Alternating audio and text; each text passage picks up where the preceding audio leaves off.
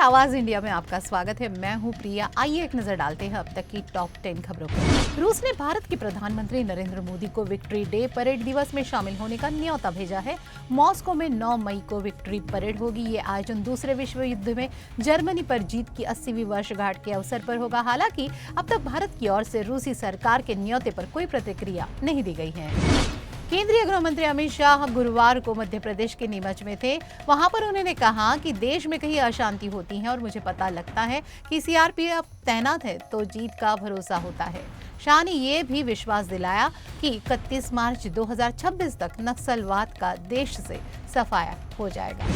केंद्रीय वित्त मंत्री निर्मला सीतारमण ने कहा है कि भारत अपनी सही नीतियों और लंबी अवधि के निवेश के जरिए वैश्विक व्यापार में आ रही समस्याओं से निपटने के लिए पूरी तरह तैयार है। उन्होंने कहा कि आज दुनिया में टैरिफ वॉर और संरक्षणवाद बढ़ रहा है, जिससे वैश्विक आपूर्ति व्यवस्था प्रभावित हो रही है। इससे उत्पादन लागत बढ़ेगी और निवेश के फैसलों में अनिश्चितता आएगी, लेकिन भारत ने इन चुनौतियों के बावजूद एक स्थिर और मजबूत अर्थव्यवस्था दिखाई है। अमेरिका के फ्लोरिडा स्टेट यूनिवर्सिटी में सामूहिक गोलीबारी की घटना की खबर है, जिसमें 2 लोगों की मौत हो गई है। पुलिस की जानकारी है कि स्थानीय डिप्टी शेरिफ के बेटे ने छात्रों पर गोलीबारी की है। गोलीबारी शुरू होने के बाद परिसर को बंद कर दिया गया और छात्रों को सुरक्षित स्थानों पर रहने का आदेश दिया गया है।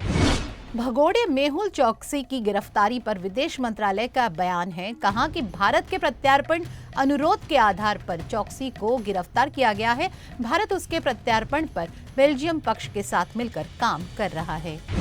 कांग्रेस नेता रॉबर्ट वाड्रा की मुश्किलें बढ़ सकती हैं। प्रवर्तन निदेशालय उनके खिलाफ मनी लॉन्ड्रिंग के 3 मामलों में आरोप पत्र दाखिल कर सकता है। इनमें गुड़गांव भूमि सौदा मामला भी शामिल है।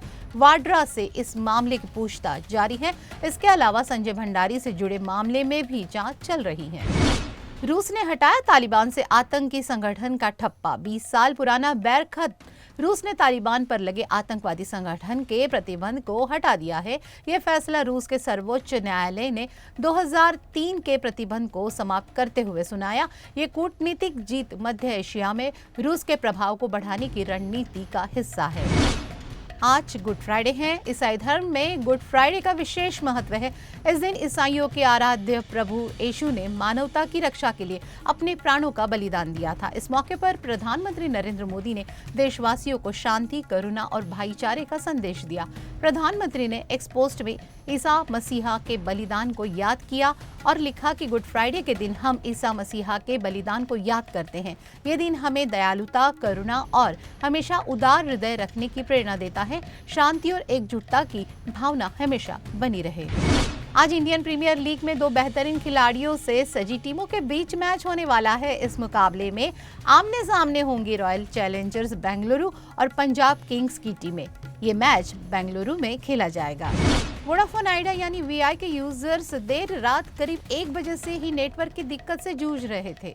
यूजर्स का कहना था कि उन्हें मोबाइल का इंटरनेट और अन्य सर्विस का इस्तेमाल करने में दिक्कत हो रही थी। कई यूजर्स ने मोबाइल नेटवर्क के पूरी तरह से बंद होने की भी शिकायत की। तो ये थी अब तक की टॉप 10 खबरें। आप देखते रहिए आवाज इंडिया।